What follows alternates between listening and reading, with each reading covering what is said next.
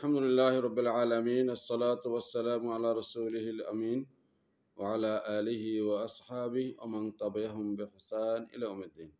আম্মা বাদ।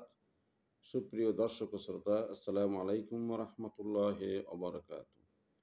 আমরা আজকে কয়েকটি প্রশ্ন নিয়ে আলোচনা করব ইনশাআল্লাহ। তো প্রথম প্রশ্ন, যে দুনিয়াতে কি চর্ম সুখে অর্থাৎ মৃত্যুর পূর্বে এই দুনিয়াতে জীবিত থাকা অবস্থায় আল্লাহ তাআলাকে দেখা যাবে কিনা? এর জবাব হলো না।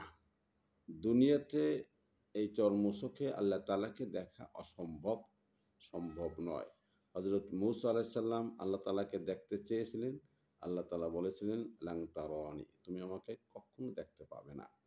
অতএব এ ব্যাপারে আহলে সুন্নাহ ওয়াল জামাতের ঐক্যবদ্ধ সিদ্ধান্ত যে দুনিয়াতে চর্মসুখে আল্লাহ তাআলাকে দেখা অসম্ভব। তবে হ্যাঁ, দুনিয়াতে বসেও স্বপ্নযোগে আল্লাহ তাআলাকে দেখা সম্ভব, এবং এটা কেউ কেউ দেখছেন বলেও বলেন। আল্লাহ তাআলাই ভালো জানেন, এটা দেখা সম্ভব। আর পরকালে অবশ্যই জান্নাতে আল্লাহ তাআলাকে দেখা যাবে, এ ব্যাপারে সহিহ বুখারী, মুসলিম ইত্যাদি সমস্ত হাদিসের কিতাবে উল্লেখ আছে যে জান্নাতে তাকে মন ভরে আল্লাহ তাআলাকে দেখা যাবে। এই হাদিসটি মুত্তাফাক আলাইহ। আচ্ছা, দ্বিতীয় প্রশ্ন হলো, এই যে মানুষে বলে থাকে যে মান আরাফা নাফসাহু ফাকাদ আরাফা রাব্বাহু, এটা কি কোনো হাদিস কিনা? না, এটি কোনো হাদিস নয়। রাসূলুল্লাহ সাল্লাল্লাহু আলাইহি ওয়াসাল্লাম থেকে এরকম কোনো হাদিস বর্ণিত নেই। বরং অনেকেই এটাকে রাসূলের প্রতি মিথ্যা এবং জাল বলে আখ্যায়িত করেছেন। হতে পারে এটা কোনো কোনো ব্যক্তির কথা, এটাকে কেউ কেউ রাসূলের হাদিস নামে চালায় দেওয়ার চেষ্টা করছে। এটা দাজ্জালি।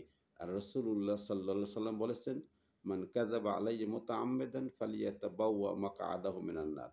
যে ব্যক্তি আমার উপরে ইচ্ছা করে মিথ্যা কথা আরোপ করবে, সেজন্য তার স্থান জাহান্নামে বানাই নাই। হাদিসটি মুত্তাফাক আলাইহ এবং মুতাওয়াতির। অতএব এটি কোনো হাদিস নয়। এরপরে তৃতীয় প্রশ্ন হলো, রাসূলুল্লাহ সাল্লাল্লাহু আলাইহি সাল্লামের জন্ম তারিখ কোনটি? এখন তো রবিউল আউয়াল মাস চলছে। তো রাসূলুল্লাহ সাল্লাল্লাহু আলাইহি সাল্লামের জন্ম তারিখ কোনটি? তো এর জবাব হলো, রাসূলুল্লাহ সাল্লাল্লাহু আলাইহি সাল্লামের জন্ম তারিখ বা জন্ম মাস নিয়ে কোনো সহিহ কোনো হাদিস নেই। জন্ম তারিখ কবে এবং জন্ম মাস কোনটি, এ ব্যাপারে কোনো সহিহ হাদিস নেই। কেউ কেউ গবেষণা করে বের করার চেষ্টা করেছেন। তবে একটি ব্যাপারে সবাই ঐক্যবদ্ধ, যে রাসূলুল্লাহ সাল্লাল্লাহু আলাইহি সাল্লামের জন্ম হয়েছিল সোমবার। এ ব্যাপারে সহিহ মুসলিমের হাদিস রয়েছে। রাসূলুল্লাহ সাল্লাল্লাহু আলাইহি সাল্লাম এই সোমবার দিন সিয়াম পালন করতেন। যখন তাকে সাহাবা কেরাম জিজ্ঞেস করলেন, মা হাযা সিয়াম ইয়া রাসূলাল্লাহ, ইয়া রাসূলাল্লাহ, এরা কিসের সিয়াম? তিনি বলেছিলেন, আল ইয়াউমা উলিদতু ওয়া আল ইয়াউমা উনজিলা আলাইয়াল ওহী। এই দিনে আমার জন্ম হয়েছে এবং এই দিনই আমার কাছে ওহী আসা প্রারম্ভ হয়েছে, শুরু হয়েছে। অতএব এটা রাসূলের জন্মদিবস সোমবার দিন, এবং সোমবার দিন ওহীর জন্মের দিবস। অতএব রাসূলুল্লাহ সাল্লাল্লাহু আলাইহি সাল্লামের জন্ম দিবস জানা আছে সোমবার, কিন্তু জন্ম তারিখ বা জন্ম মাস অনেক অসংখ্য মত।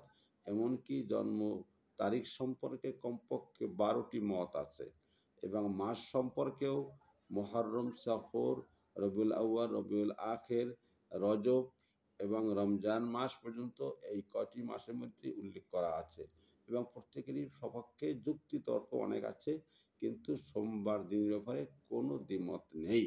অতএব তার জন্মদিবস হলো সোমবার 12ই রবিউল। এটা আমাদের সমাজে আসছে, মুহাম্মদ ইবনে ইসহাক এটা উল্লেখ করেছেন, কিন্তু এর কোনো সনদ বা এর কোনো হাদিস পক্ষে উল্লেখ করেননি। এই জন্য এ ব্যাপারে অসংখ্য ইখতিলাফ রয়েছে।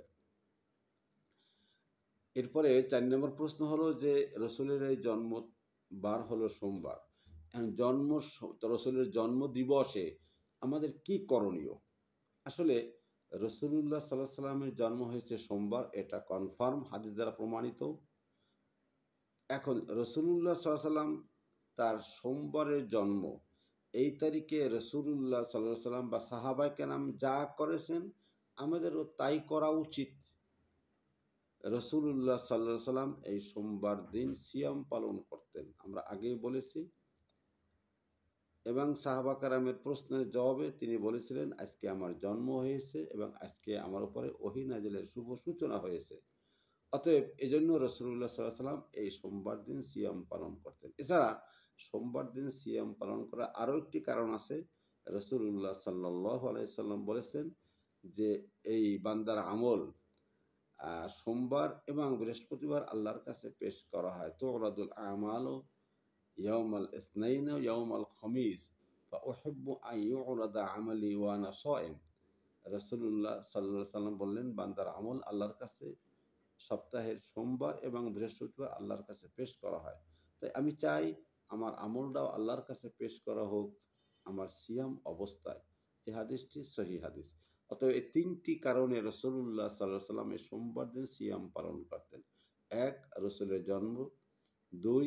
ওহীর জন্ম, ৩ নম্বর এই বান্দার আমল আল্লাহর কাছে পেশ করা হয়। এজন্য রাসূলুল্লাহ এই ৩ টি কারণে সিয়াম পালন করতেন। অতএব যদি আমরা রসুলের জন্মদিবসকে পালন করতে চাই, তাহলে আমাদের উচিত এই সিয়াম পালন করা। এটাই রসুলের আদর্শ, রসুলের তরিকা। আর আল্লাহ তাআলা বলেছেন, লাকাদ কানা লাকুম ফি রাসূলিল্লাহি উসওয়াতুন হাসানা লিমান কানা ইয়ারজুল্লাহা ওয়াল ইয়াউমাল আখিরা ওয়া যাকারাল্লাহা কাসীরা। অতএব রসুলের আদর্শ দিয়েই তার জন্মদিবসকে আমরা পালন করব, রসুলের আদর্শ দিয়ে, আমাদের নিজস্ব মন গড়া আদর্শ দিয়ে নয়। কারণ মন গড়া আদর্শ দিয়ে পালন করলে এটা হয় বেদাত এবং এটা এজন্য গুনাহ হাসিল হইতে পারে, কোনো পুণ্য হাসিল হবে না।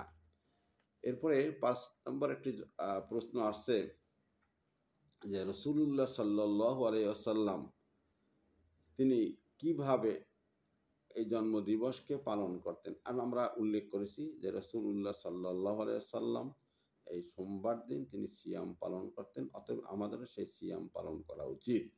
আর আমরা সেই সিয়াম পালন করতে গিয়ে যদি আমরা এই কাজটা করি, তাহলে আমরা সাপ্তাহিকভাবে পালন করতে পারবো। আর রসুলও সাপ্তাহিকভাবে পালন করছেন। রসুলও সোমবার করছেন, আমরাও সোমবার করব। রসুল বৎসরে ৫০ থেকে ৫১ বার তার জন্মদিবস পালন করছেন। আমরাও বৎসরে ৫১ বা ৫০ বা ৫১ বার জন্মদিবস পালন করব। এটাই হবে রসুলের আদর্শের সঙ্গে হুবহু মিল। আমরা মন গড়াভাবে রসুলের আদর্শ পালন করব না। আমরা যে ১২ তারিখকে পালন করছি, এবছর অবশ্য ১২ তারিখ সোমবার পড়েছে, কিন্তু সবসময় আমরা ১২ তারিখকে এবং বৎসরে একবার পালন করছি, এটা রসুলের আদর্শ নয়।